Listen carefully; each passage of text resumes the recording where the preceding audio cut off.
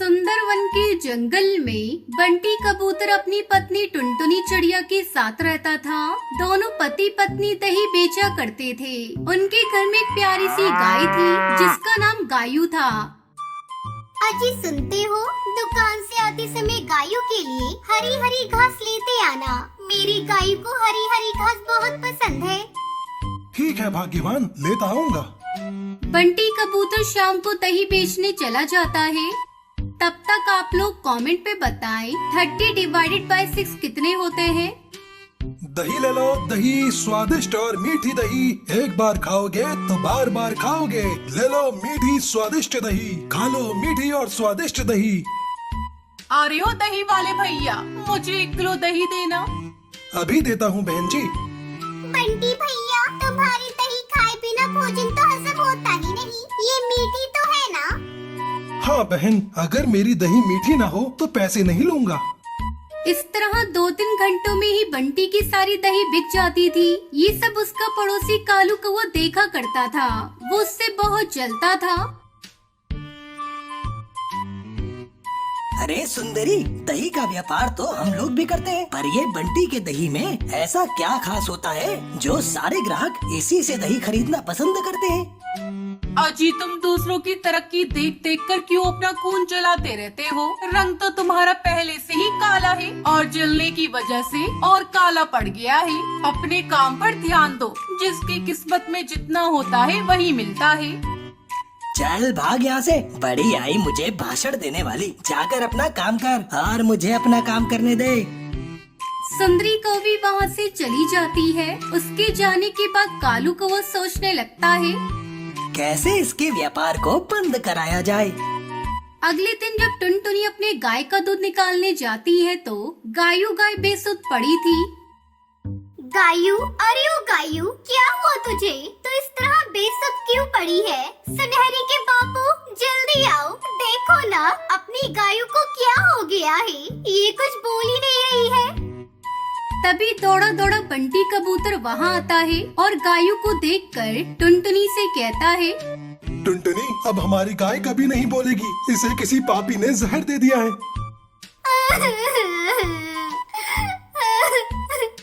हे भगवान, ये क्या नष्ट हो गया? मेरी गायू से किसकी क्या दुश्मनी थी? गायू को मारने के बदले वो मुझे मार देता। दोनों पति पत्नी रोते हुए गायू को अपने घर के पिछवाड़े मिट्टी में दबा देते हैं। अब क्या होगा सुनहरी के बापू? घर कैसे चलेगा? हमारे पास तो इतने पैसे भी नहीं है कि हम दूसरी गाय खरीद सके।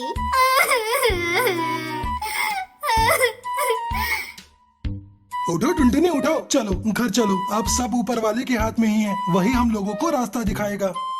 पूरा दिन दोनों पति पत्नी रोते रहते हैं। अगले दिन सुबह टुनटुनी गायू के पास जाती है तो उसके आश्चर्य का ठिकाना नहीं रहता। वहाँ पर एक पेड़ उग चुका था और उस पर दही की बहुत सारी मटकियाँ लटक रही थी। तभी उस पेड़ से आवाज आती है, बरसों तक तुमने मेरी सेवा की है, मैं तुम्हें दुखी नहीं देख सकती। अब तुम कितनी भी मर्जी दही बेच सकती हो। ये सब देखकर टुनटुनी चिड़िया बहुत खुश होती है। इस तरह टुनटुनी चिड़िया दही का व्यापार करके खुशी खुशी रहने लगी। हिमाचल गांव की मुखिया कड़कनाथ अपने बेटे कालू कौवे से बहुत परेशान रहते थे। कालू अपने पिता के साथ किसी भी काम में हाथ नहीं बटाता था। बस सारा दिन इधर उधर दोस्तों के साथ घूमते रहना और खाली समय मिले तो सोते रहना। कड़कनाथ मुखिया को इसी बात की चिंता रहती थी कि कालू पर कभी गाँव को संभालने की जिम्मेदारी आई तो वो कैसे जिम्मेदारी को संभाल पाएगा। इसलिए एक दिन गुस्से में आकर कड़कनाथ कालू से बोला, कालू, तू कब तक इस तरह निठल्ला घूमता रहेगा? तेरी उम्र के कौवे शहर जाकर बड़ी बड़ी नौकरियां कर रहे हैं या फिर अपने पिता के साथ गांव की पंचायत में बैठते हैं। पर तुझे मैं कह कह कर थक गया। तू भी कुछ काम कर लिया कर। पर तेरे कान में तो जू तक नहीं रेंगती। मैंने फैसला किया है, अब तुम गाँव में तभी आओगे जब कुछ काम धंधा सीख जाओगे। अरे कैसी बातें कर रहे हो? अकेला कौवा कहाँ कहाँ भटकेगा। माँ, मुझे नहीं जाना कहीं भी। मैं पतंग उड़ाने बबलू के घर जा रहा हूँ। खबरदार, जो पतंग उड़ाने गए, मैंने कह दिया सो कह दिया। अब तुम कल सुबह काम की तलाश में जाओगे और कोई काम सीख कर ही लौटोगे। कड़क कड़कनाथ ने जबरदस्ती कालू कौवे को काम ढूंढने भेज दिया ताकि वो एक जिम्मेदार कौवा बनकर आ सके। कालू काम की तलाश में निकल तो पड़ा पर उसका मन बिल्कुल नहीं था। उड़ते उड़ते कालू एक जंगल में पहुंचा। वहाँ एक पेड़ के नीचे साधु महाराज तपस्या में बैठे दिखाई दिए। कालू ने देखा एक काला नाग साधु बाबा को डसने वाला है। उसने कुछ भी देरी न करते हुए झट से नाग को उठाया और एक और फेंक दिया। शोर से साधु बाबा की तपस्या टूट गई। उन्होंने नाग को झाड़ियों से भागते देखा। धन्यवाद बेटा, तुमने आज मेरी जान बचा ली। आओ मेरी कुटिया में चलो, वहाँ चलकर बात करते हैं। बाबा, आपकी कुटिया तो बहुत सुंदर है। ये तो बांस से बनी हुई है। बेटा, ये बांस की कुटिया मैंने खुद बनाई है। बांस को जोड़ जोड़ कर बहुत मेहनत से मैंने इसे तैयार किया है। बाबा, क्या मैं कुछ दिन यहाँ आपके पास रह सकता हूँ? हाँ बेटा, बिल्कुल रह सकते हो। कालू साधु बाबा के साथ ही रहने लगा। वो साधु बाबा की बहुत सेवा करता था। वहाँ पर कालू कौवे ने बांस से घर बनाना सीखा। एक दिन साधु बाबा कालू से बोले, कालू बेटा, मुझे यहाँ से दूसरे स्थान पर जाना है। अब तुम्हारा भी अपने गांव लौटने का निश्चित समय आ गया है। पर बाबा, मुझे तो मेरे पिताजी ने कहा था जब तक मैं कोई काम धंधा नहीं ढूंढ लेता तब तक मैं गांव वापस नहीं जा सकता। काम तो तुमने सीख लिया बेटा। तुमने बांस के घर बनाने सीखे हैं, वो भी बहुत मेहनत का काम है। अब तुम अपने गांव जाना और वहाँ पर तुम जल्दी ही बांस के घर बनाना शुरू कर देना।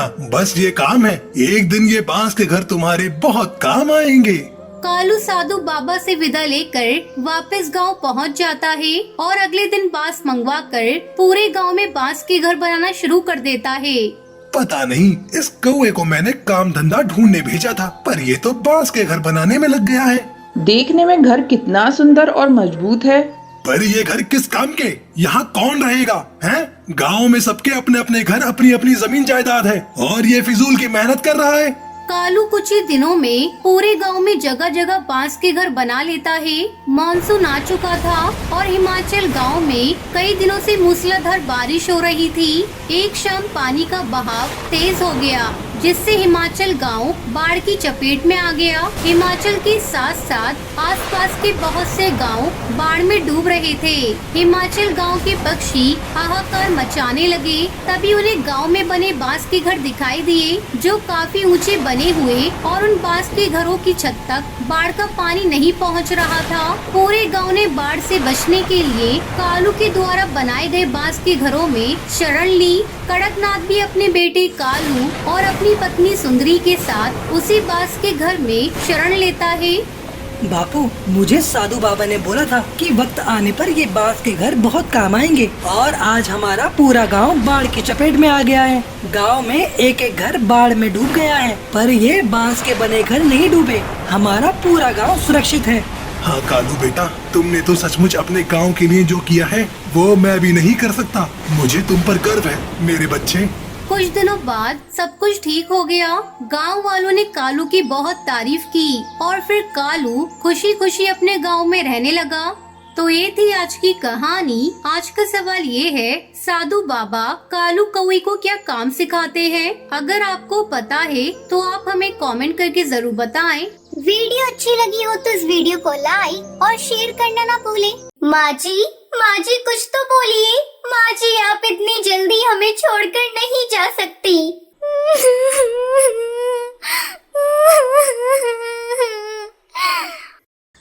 बहुत समय पहले अफ्रीका के जंगल में टूनी चिड़िया अपनी दो बहुओं के साथ रहती थी। कुछ दिनों से उसकी तबीयत खराब चल रही थी। वो अपने दोनों बेटे और बहुओं को अपने पास बुलाती है।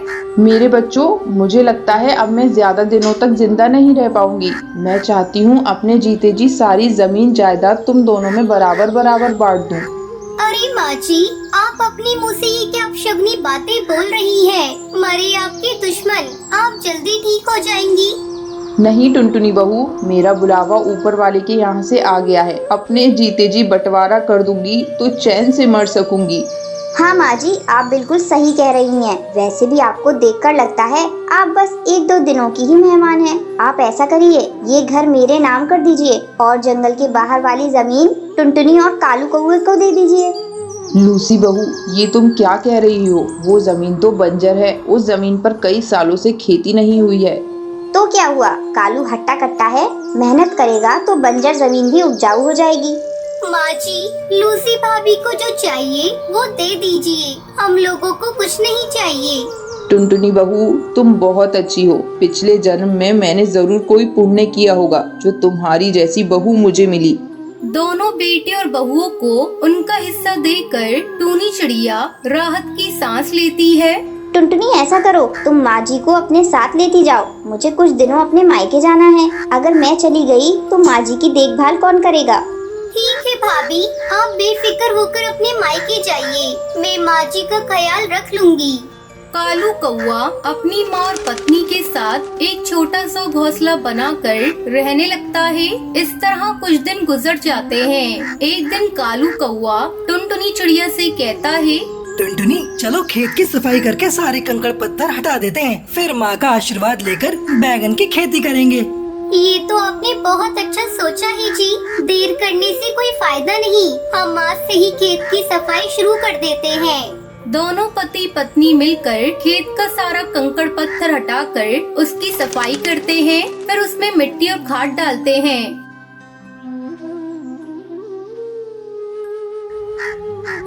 सुनिए जी, शाम हो गई है, अब बचा हुआ काम कल करिएगा। कालू टुनटुनी चिड़िया के साथ घर आता है। माँ जी कुछ तो बोलिए। माँ जी, आप इतनी जल्दी हमें छोड़कर नहीं जा सकती।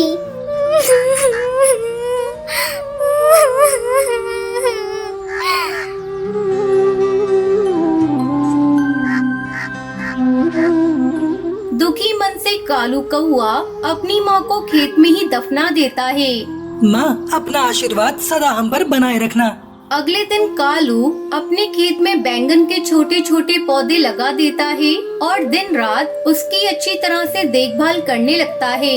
देखते ही देखते उसके खेत में सुंदर सुंदर बैंगन की फसल लहराने लगती है। देख रही हो जी, अपने खेत में बैंगन कितने सुंदर लग रहे हैं। फसल इतनी अच्छी आई है कि विश्वास ही नहीं हो रहा है कि ये खेत बंजर था। आपने बहुत मेहनत की है। आज माँ जी जिंदा होती तो इस फसल को देखकर बहुत खुश होती। कालू कौआ अपने खेत से बैंगन तोड़कर शहर की मंडी में बेच देता और पैसे लाकर टुनटुनी को दे देता है। टुनटुनी चिड़िया, इन पैसों को ले जाकर एक बक्से में रख दो। मैंने एक जमीन के बारे में बात की है, जल्द ही मैं उस जमीन को खरीद लूंगा। खुशी खुशी टुनटुनी चिड़िया उन पैसों को ले जाकर एक बक्से में रख देती है। टुनटुनी और उसका पति बैंगन की खेती करके खुशी खुशी अपनी जिंदगी बिताने लगते हैं।